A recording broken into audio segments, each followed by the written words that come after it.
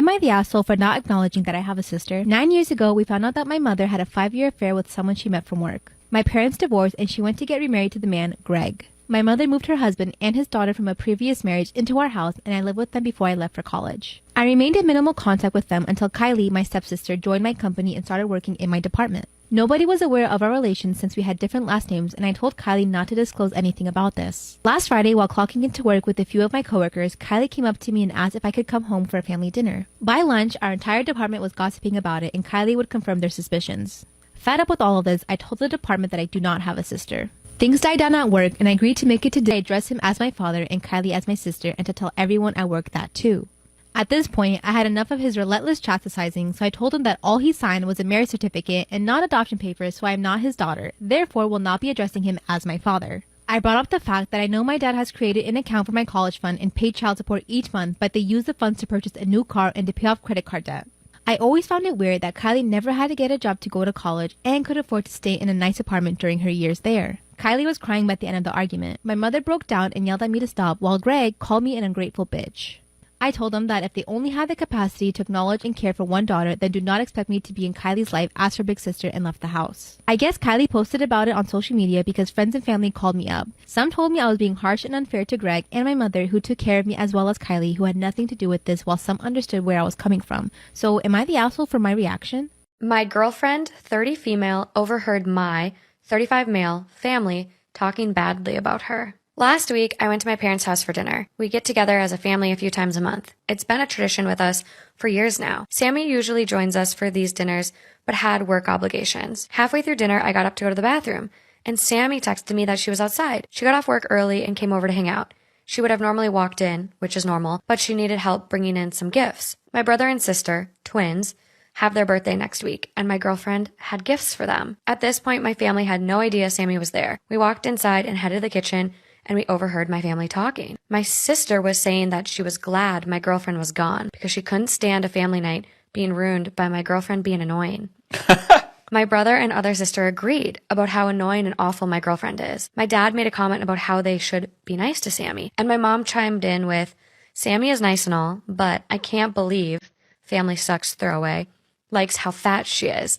He can do so much better." Wow. My family, even my dad, agreed, and my sister piped up that I was dating down because I'm still rebounding from my last girlfriend, which was 5 years ago. Okay. I was floored. My family has always been so nice to Sammy, and I've never heard them talk badly about her. I've never heard my family say mean things about anyone, to be honest. Sammy walked into the kitchen and dumped the presents on the counter. She was crying and mumbled something about happy birthday and then took off out the door. My family looked shocked and a bit embarrassed. I asked my family what the fuck was wrong with them and didn't stick around for an answer. I went after Sammy. She was in her car crying. Now, Sammy is usually tough, but family is super important to her. She has no family, aside from an alcoholic dad that she doesn't have any contact with. My family was like her surrogate family and something she always wanted. She was overjoyed when my family welcomed her and invited her to family events. I have no idea what they mean about her being annoying. The thing that makes this even worse is I was planning on proposing to her in the next few months. Now, Sammy hasn't said much about it and hasn't talked to me about this incident. She has always wanted a family, and she doesn't understand why my family doesn't like her or what she's done wrong. I don't want to lose her over this. I would take her over my family. At this point, I have no idea if I even want them in my life. All of them have reached out to me with weak apologies full of justifications. I asked my mom if she had apologized to Sammy, and my mom said I could pass on the apology. What do? I don't want to get rid of my family, but Sammy matters more to me at this point. I want Sammy to know I'm fully in her corner and don't want her to feel guilty if I have to cut out my family.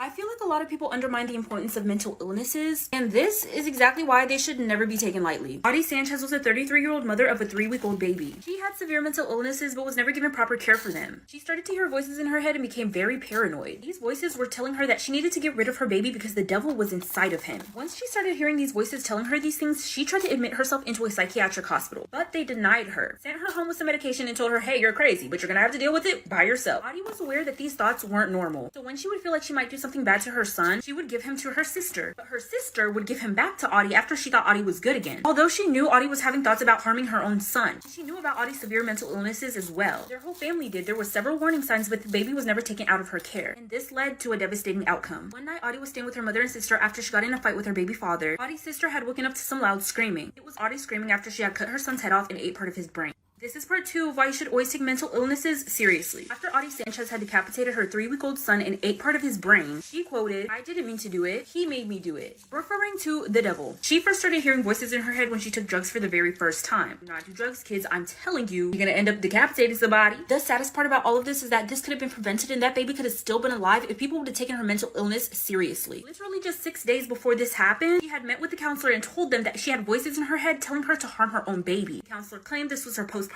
psychosis, which is when a mother responds negatively to her pregnancy, sometimes feeling like she needs to harm her child. The counselor did report that Audie needed mental evaluation, but the hospital didn't see the severity of the situation because the counselor failed to mention that Audie was hearing voices specifically telling her to harm her own child. Once they evaluated her, they concluded that she just heard voices and had hallucinations. In court, she was found not guilty by reason of insanity. Story time about how I'm hopelessly in love with my boss and I'm about to be a homewrecker, but help me! Disclaimer, this is not my story time. It was sent to me on Instagram. So I've been working for my boss for 3 months. He's in the tech world and he makes lots of money, and he hired me as a personal assistant. He's got a wife and 3 kids. They've been married for 15 years, and he's 18 years older than I am. One day my friend told me that this guy was looking for a personal assistant, and I applied for the job. I had my first interview, and right away I was super attracted to him, and I could tell that he was attracted to me. Like, you know, when you like someone and, you know, there's just a vibe between you guys. He then called me in for a second interview, and in this interview we basically spoke about everything he would want me to do and what the job entailed. I mostly had to run his schedule and set up meetings for him with clients and different things like that. So it's not like I was getting him his laundry or running errands for him. A few days later he calls me and tells me that I got the job. He offered me a lot of money, more than it was advertised at the beginning when I went for the interview. So I took the job. But here's the thing. From the time I did my first interview, I had not stopped thinking about this man. Like, I already had feelings for him before I even started working for him. So I decided to dress really cute for my first day, and he noticed. I mean, I was playing this man like a fiddle. My goal was to get him to fall for me. After the first week, he asked me to go to lunch with him to celebrate the fact that I had been doing a good job. Of course, I said yes. Went to this beautiful restaurant and had wine. We then went back to his office and I went home. Later on, he sends me a text message saying that he's so proud of me for doing such a good job. Fast forward a few weeks, I kept flirting, he kept flirting back. Finally, at the end of the month, we went to another lunch. This is when he opened up to me and told me that he was attracted to me. I told him I was attracted to him too. After my first month of working there, he took me out to lunch and decided to tell me that he was attracted to me. So of course, I confessed to him that I was attracted to him as well. I mean, duh, it was so obvious. At this point, I had done everything in my power to make him fall in love with me. I wore the cutest outfits, always did my hair and makeup. If I went to Starbucks, I would always get him a drink as well, and I would even bring him home cooked meals sometimes. So in other words, I went out of my way to make him see that I am totally wifey material. And yes, I was always aware that he was married and had kids, but he didn't look happy with his wife. She never came to the office, and they never spent any time together. And according to him, she had an affair last year, and he's pretty sure that she's back with the guy that she was having an affair with. First, I didn't know whether to believe him or not, but then he showed me screenshots of messages that she had sent to this guy. That's when he asked me if I wanted to go have lunch again. Then he asked me to go to the movies, and we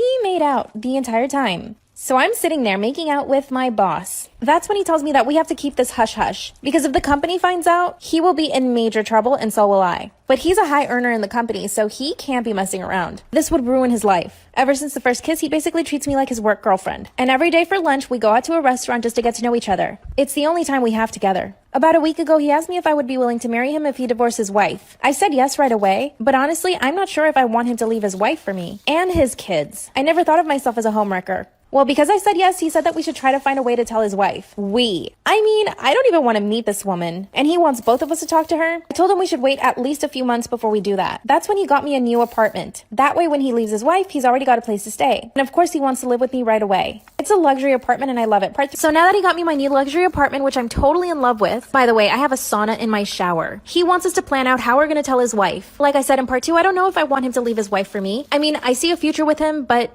do I really want him to leave his wife and his kids for me? He even wants to start planning the wedding. He wants to move in together right away, plan the wedding, and get married. He promises me that his kids will love me and that his wife won't have a problem because she's already having an affair with someone else. But I feel like that's just him being hopeful, and it's really not going to be that easy. So I opened up to my family and I told them what's going on. My mom told me that as long as he leaves his wife and everything is good with the kids, then we should feel free to be together. But ultimately, she doesn't want me to be a homewrecker. I definitely feel like things are going way too fast. I mean, tomorrow we're gonna go taste a bunch of cakes at a really nice bakery. Oh yeah, and he even took me shopping for a wedding ring. He wants to buy me one that's $40,000. It's 3.2 carats.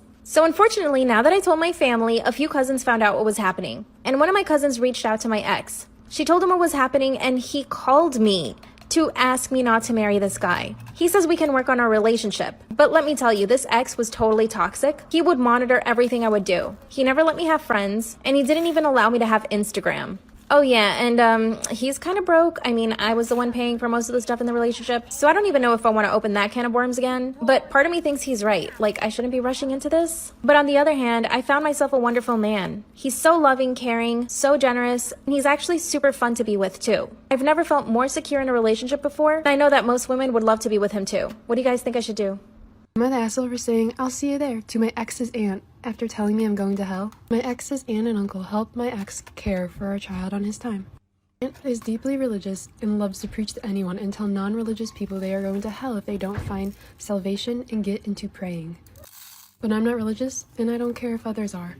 Aunt has been telling my child that mommy is going to hell and will never go to heaven because I don't go to church and pray like she does. I had mostly brushed that off and told my child that mommy will be okay. My ex is an atheist and I doubt she says the same about him. So unfair. My ex's aunt has now also started saying it to my face that I'm going to hell as well. I was feeling extra cheeky, so I gave her my best smile and said, "Wonderful, I'll see you there." Okay, so obviously the aunt found this incredibly disrespectful and offensive as she has dictated her entire life to the church. So I'm really just wondering, am I the asshole?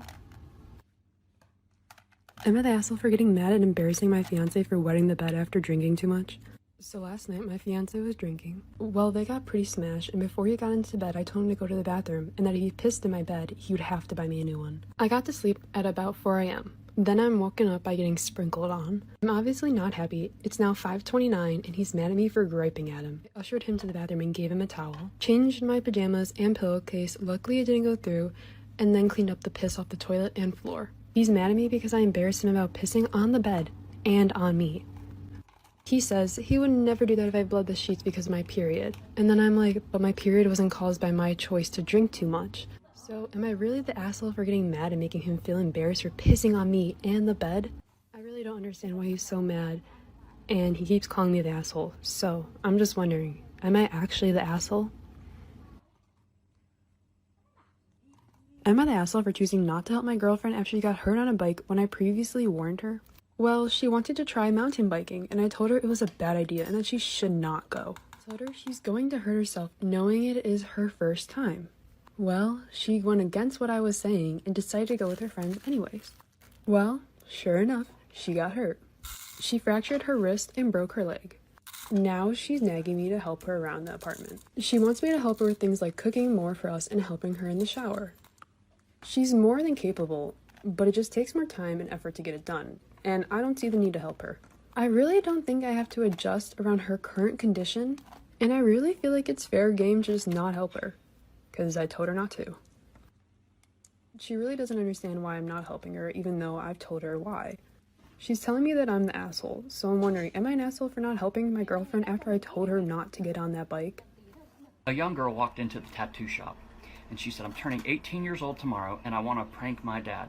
I'll pay you $100 to do it. I've been to 3 other shops, and none of them will help me." And I said, "Well, I'm your guy, because I love pranks." So she tells me the plan, and I'm like, this is fantastic. It'll get him for sure.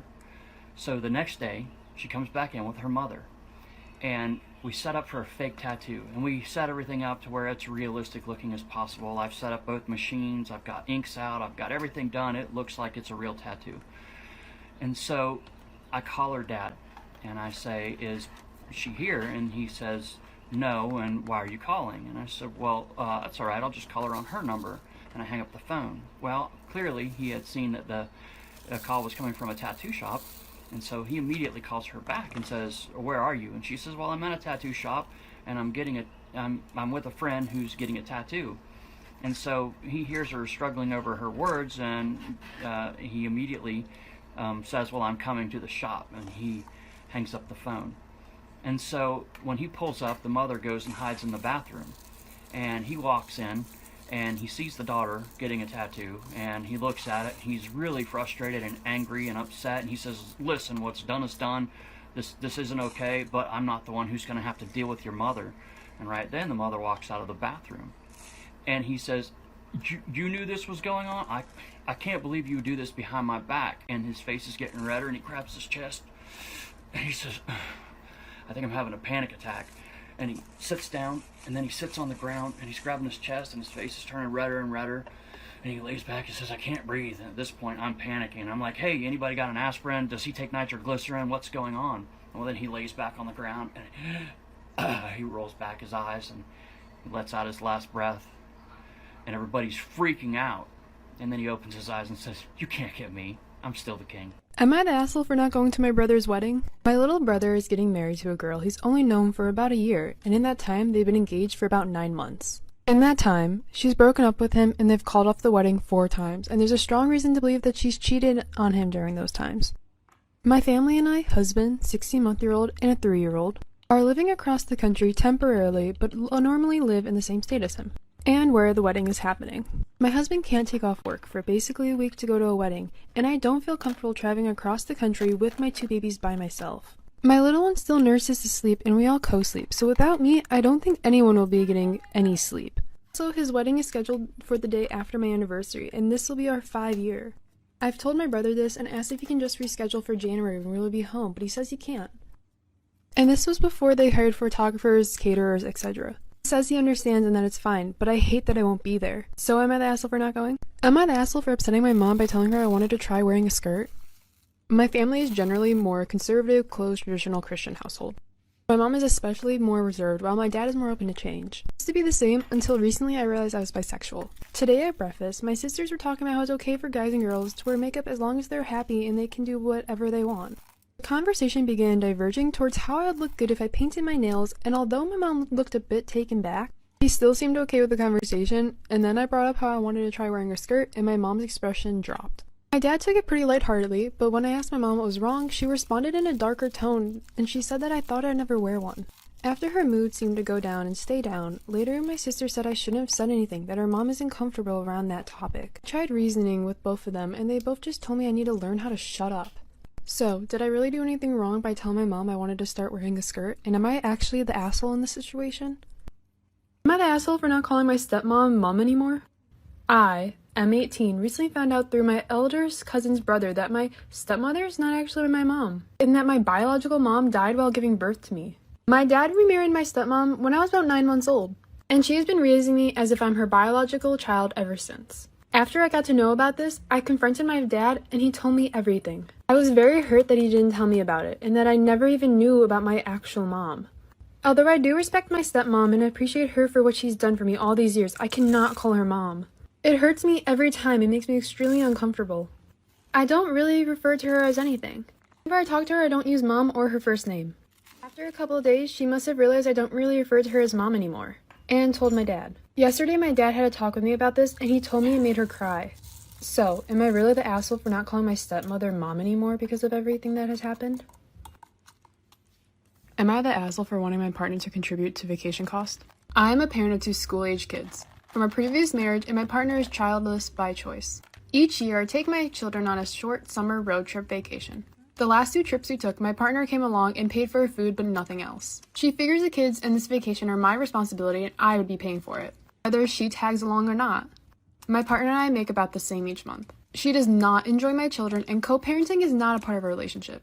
Trying to cater to both the needs and happiness of my children and my partner at the same time can be very stressful.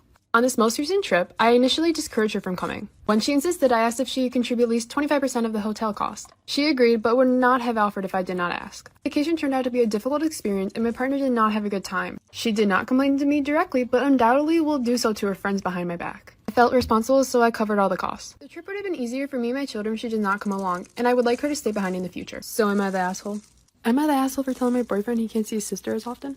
I haven't been vaccinated yet for medical reasons. I am in the process of getting a diagnosis for something that could potentially make me immunocompromised. If it is what my doctors think it is. My boyfriend's sister has traveled through the continent this year, partied without a mask in crowded places, and she's easily been the most irresponsible person I know. She's come back home and has been staying the night at my boyfriend's apartment when I'm not around. She even insisted on sleeping with him, which is kinda weird, but even more dangerous. She complained to their mom about me bossing my boyfriend around into not letting her there when I am. She knows I have this potential condition. I told my boyfriend I don't want her there at all. Sure, she has a negative PCR test, but I don't care. She's still doing the same thing in our country. I feel very vulnerable sharing space with her. I called her a spoiled brat and told my boyfriend he was being an asshole to me by trying to tend her ridiculous desires. He lives a 20-minute walk away and can see him whenever, where I live in another city and would need to book a hotel if I wanted to see him and not see her. Am I the asshole for putting conditions on my boyfriend?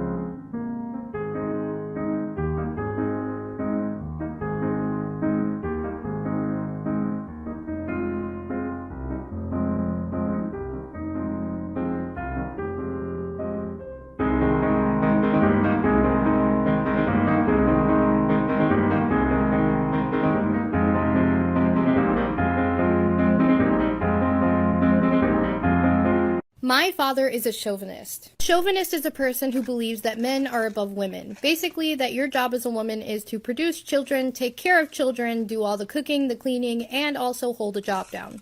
My father believed it was okay to talk to women and treat them however you wanted to. He beat my mom several times, he choked me, punched me, slapped me, and he did all of that to my older sister as well. He did not treat my brothers that way. He did try to fight them when they were older and got mouthy, but he never actually touched them like he touched us. The worst part was, when I was young, I was really confused because I knew my father wasn't a good man. He was a felon, he was constantly in and out of prison, so I knew that I couldn't trust what he said, but my mom never corrected him, so I started to believe the things he would say. He told me and my older sister we would be lucky if we got jobs as receptionists or secretaries, and we would be really lucky if a man ever wanted to marry us. I never did become a secretary, but I did become the first in my family to go to college and finish, and the most successful. Storytime of how I caught my teacher naked. By the way, this is not my story, this is from Anonymous. So my whole class in 9th grade went skating. We were having a lot of fun and it was going normal. Afterwards, we went into the buses. When I sat on the bus, I realized I forgot my bag. I ran back inside into the women's locker room. When I went inside, it was just me, but then I saw a teacher. A male teacher. He was around his mid-30s. When I saw him, he was standing in just a towel. He was showering in the women's locker room for no reason. He asked me what I was doing there, and I said I forgot my backpack and that I was going to miss the bus. He then said if I stayed with him, then he would drive me back to school. So I did. I sat outside his shower, and me and him were just talking back and forth. Then when he was done showering, he walked out fully naked. He then changed right in front of me, and I was fine with it. I mean, I like seeing naked bodies. So like I said, he walked out naked and changed right in front of me, but it wasn't a big deal because I liked seeing naked bodies. We were then on our way back to school, and then he surprised me with McDonald's.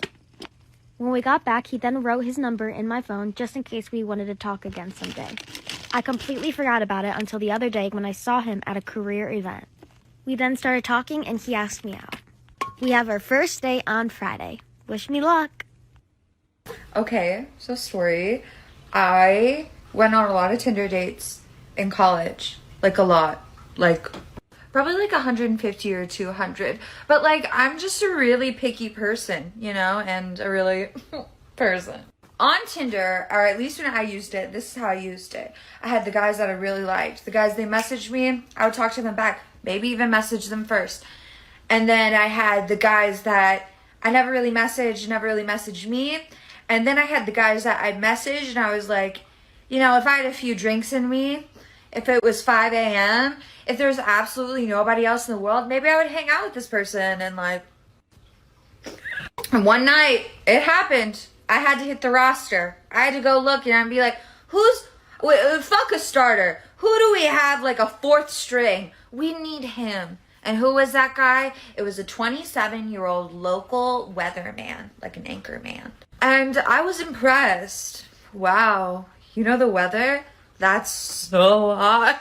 And also it was 3 or 4 in the morning. So the fact that he even wanted me to come over was pretty wild. And I come up and he lives in this townhome situation.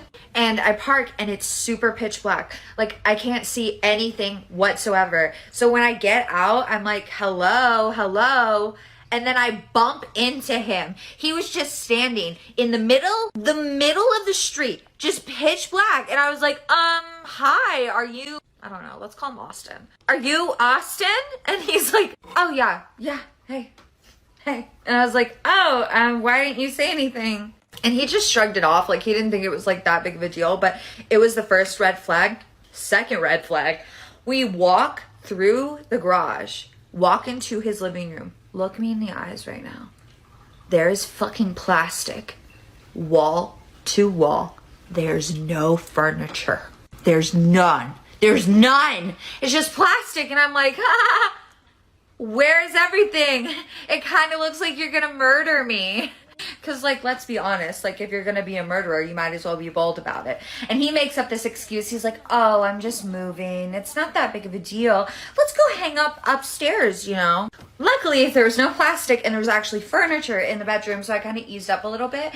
And then when we were, like, sitting on the bed and, like, talking, you know, just warming up, he takes his hands and he puts them on my face and he pulls back and he's like, you know, 19-year-old skin is so much more taut than women my age. The skin just starts to fall naturally. And I was like 19 and I was like, oh, that's cool. Okay, so where were we? We were at the part where my date took his like hands and then pulled my face skin back and was like, oh, you know, 19-year-old skin is the best skin because like the older a woman gets when she's my age, he was like 27, it naturally starts to fall. And I was really freaked out, obviously, because when somebody says that, the only thing you can think is like, oh, he's thinking of skinning me and turning me into a lampshade, an adorning side table, and maybe even a sweet little rug. Cause like, why the fuck does it matter? Like, if my skin is tight, especially if you're like, 27?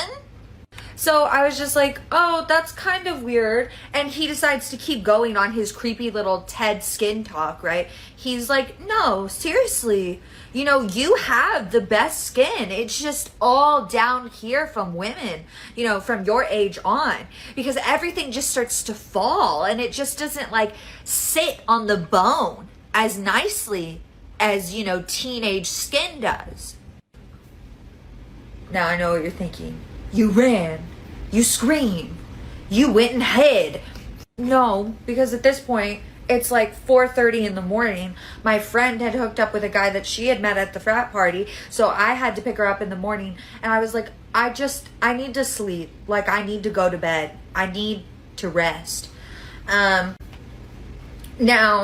it's not my proudest moment to look at you and after everything I say, you'd be like, obviously, you wouldn't sleep with him, Adriana. But I did. And I didn't even like want to do it. But like, honestly, it just kind of felt like if I didn't, my blood was going to be splattered all over the plastic tarps, like at the bottom of the stairs.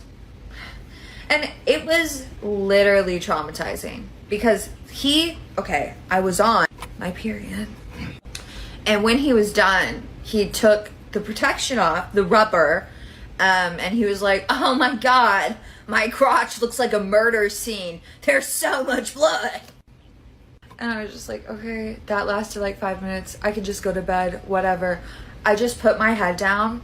And then he's like, hey, since we already did that, since like you already slept with me and you won't be freaked out, look at this.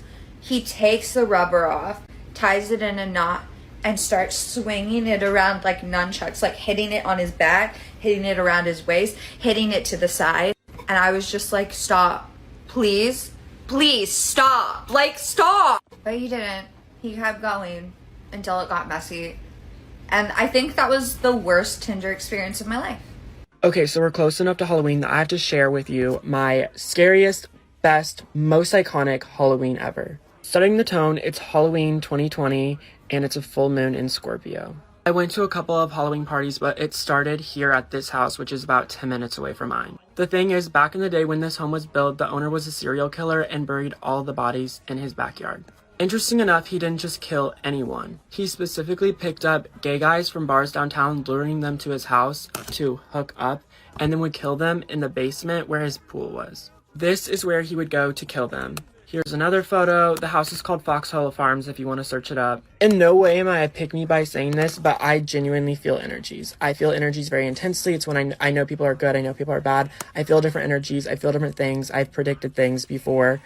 I have like a good intuition, basically. The home is now owned by another family, and that night, me and my friend were invited to a Halloween party at this house in their basement, where the pool was, where people were swimming in the pool. So I'm already having a great night, you know, Halloween vibes, if you know what I'm saying, and I did want to go swimming in a pool. I didn't think anything of it. I'm not a superstitious person. I don't, like, believe in ghosts or anything. So when we go swimming in the pool, as soon as I entered the water, I felt this intense energy. I don't want to say it was dark or bad, it was intense. It honestly kind of felt cool. It was a full body like buzz. So everyone else just like hanging out in the pool and I'm like wanting to swim in it.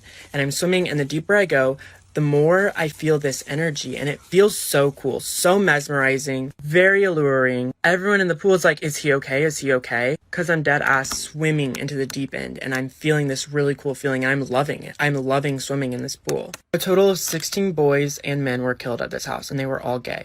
I'm gay. And my conclusion to this is I think I was in a dangerous spot, but it felt so cool and alluring. Why? So in almost every horror movie you watch, you're sitting there on the couch and there's a demon in the basement and the person in the movie is walking down to the basement. Everyone on the couch is like, no, why would they do that? That's so stupid. They go right for the demon. They're so dumb. That's because it's alluring. See, dark energies aren't scary. If they were scary, then how would they get to anyone? Ever since my body experienced such a dark energy, my intuition has just been stronger. And I feel things and know my intuition better because I know how the energies work better. Obviously, I got out fine. Obviously, I'm fine. I'll never forget that. I still think about it sometimes. I think it has affected me. But how am I supposed to outdo that Halloween? Like, that was some, like, deep like a movie Halloween shit. How am I supposed to redo that without dying? Oh my god, I made such a rookie mistake. So we all stalk our exes on social media, right? I'm in a happy relationship, but it doesn't mean curiosity isn't gonna get the better of this kitten. And people love to say like, oh, why do you care? I don't know, why do we care when someone from our high school gets pregnant? Why do men care about like hockey trades? It's like, fuck, whatever. Someone I used to sleep with and share my time with is alive. I'm subscribing. So whenever I'm on the toilet, I'm stalking my exes. I'm stalking people I fucked once. I'm stalking someone one of my friends fucked once. Like, I'm curious. I get invested in people's lives. I'm an empath. I don't care if they know. You know what? Exes, if you were my ex, if you slept with me once, I stalk you. For sure. Ooh, girls Joe slept with, I know what they're up to. I'm no fool. It's called entertainment. Heard of it? Anyway. I made this really rookie mistake the other day. So recently I found a new person to stalk. One of my ex-boyfriend's brothers has a girlfriend who has Instagram. So I decided to stalk her. On the off chance she would post a picture of my ex that I could then look at on the toilet and say, good find, Sam. Where I fucked up is I stalked her from just one of my accounts. Like I didn't use a Finsta, I just used an account that was very easily traceable to me. But I figured, okay, like one extra bitch is watching your stories. Why would you notice that? She did notice that and she blocked that account and my dog's account and my main account. So she found out who I was and blocked me on all 3 accounts. And what I'm worried about is that she doesn't understand why I was looking at her profile. So if you're watching this, I want you to know that I mean no malintent, ma'am. I was simply looking at your profile to see if you'd post a picture of my ex, who is not your boyfriend, but your boyfriend's brother, for my own entertainment while I'm taking big sloppy shits on the toilet. I should have used a Finsta. I'm sorry. I'm just a little stupid. And I guess I'll finish this with I love you. I threw milk at my crush. This shit happened when I was in 8th grade. There was a new girl that came to our school. She was popular. All the boys wanted to date this girl. Her name was Lexi. Lexi was very attractive and she made friends pretty quickly. And she started becoming popular out of nowhere. There were boys acting like idiots trying to gain Lexi's validation and approval and trying to date her because she was very attractive and she was like a new girl, popular and all that. Niggas would actually try to show out in front of Lexi just to seem cool. In my head, I knew Lexi was cute, but I wasn't trying to act like a simp or date her. I wasn't really focused on her at all. But people kept talking about her and shit. And at the time, I wasn't thinking about it. It was just kind of annoying. On a random day, Lexi got assigned partners with me in science class. And me and Lexi would work on the assignment. We got the assignment done and me and her started to talk. And when she started complimenting me, I thought Lexi was flirting me. I got really comfortable and decided to tell her my feelings on how I felt about her. And all she had to say about me confronting my feelings to her was, okay, cool. At the time in 8th grade, I had 0 game and I wasn't the best looking. But when she said, okay, cool, she had like a dry ass look on her face. Like then there was an awkward silence between me and her after I confronted my feelings to her. And then the bell rang and then I went on to my next period. But when the silence happened between me and her after I told her my feelings, I was really embarrassed and I regretted telling her that. And like in my head, I was just really embarrassed by that because she was just quiet and I just made it awkward. It was like an awkward silence between me and her. Lunchtime comes and I have dudes in my face roasting me, calling me a clown for trying to date Lexi. So I shrug it off and I grab my lunch and sit down at the cafeteria table, minding my business, just trying to eat. And then I turn around because I hear a lot of laughing and I see Lexi and her group of friends just staring at me, talking shit too while laughing. So I get really pissed and I get up and I grab my chocolate milk and I launch that shit at her like a football and it hits her right in the fucking head. Perfect shot. But anyways, when the milk carton hit her, it like busted open and the chocolate milk started spraying all over Lexi and all over her friends at the same time. And then I walked up to her table, I walked up to Lexi's table, I grabbed her chocolate milk off her tray, and then I went back to my table and sat down and finished eating my lunch like nothing happened. And that's one of the reasons why they call me Maniac. I'm in my house, in the bathroom, taking a poopy. There's no closed doors in this house, not when you have kids. My middle child kicks open the door like she's about to tell me, this town ain't big enough for the 2 of us. She sits on the edge of the tub. She looks at me. I look at her. I'm like, what's up, big guy? Something you want to talk about? She's like, I'm not good at wiping my butt. I need you to do it. All right, I'm gonna stop you. I'm gonna stop you right there. I'm not the guy for the job. I didn't fill out this resume. I didn't turn in an application. This is crazy. How you gonna volunteer me to do some shit? You didn't even ask. You know the confidence you have to walk up to another person and tell them you need them to wipe your butt? I'm like, no, bud, this ain't gonna work for me. I was like, what do you mean you're not good at it? She's like, I don't know. She's like, I poop, I wipe, boom, stains in my undies. Wipe better. I'm not good at having kids with normal sized heads. There's 3 yellow motherfuckers running around. Keep on keeping on. Life's a garden, Joe Dirte. Dig it, okay? Fuck, honey, no, come on. She's like, well, mommy's getting tired of doing my laundry. Burn it in the backyard. Just buy new underwear. Get done, throw it away, put a new pair on. I'll send you money for the underwear. You're too old for this. We're gonna make awkward eye contact. It's just gonna be fucking weird. I don't wanna do it. I don't